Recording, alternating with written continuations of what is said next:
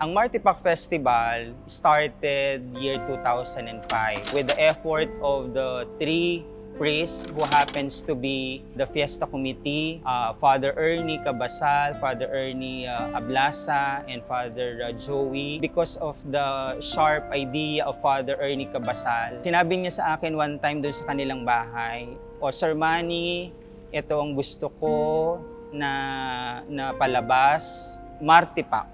So ang tanong ko sa kanya is, ano po yung Martipac? Sabi niya, Martipac means martilyo at pako. Tayo kasi mga Pilipino, meron tayong malalim na attachment, no, sa ating mga pinagkukunan ng lakas. And they use the martilyo and pako as pangunahing gamit ng isang karpintero, no?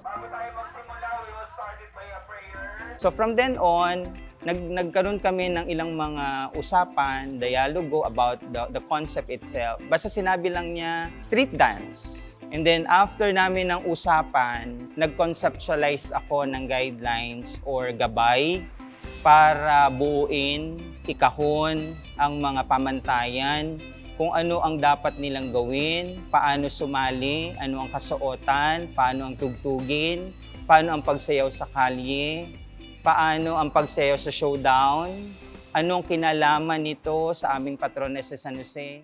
Yung nag-evolve ang Martipac, dati nun ang costume namin ay bahag lang at pintura sa buong katawan. All over, pati muka, kamay, paa, tas may bahag lang kami. Ang mga props lang namin noon, mga buho at kawayan lang. Pero habang umuusad ang panahon, nagkakaroon ng mga pagbabago, nagiging creative yung mga choreographer, mas gumaganda, mas nagiging grandioso yung pagtatanghal ng Martipac Festival. Tagumpay ang 20th Martipac Festival.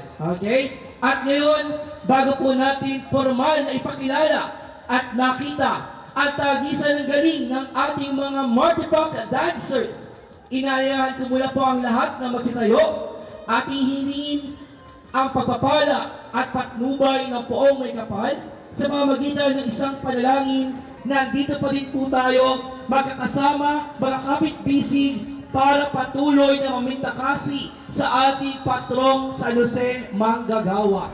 Huwag magsawang magmahal.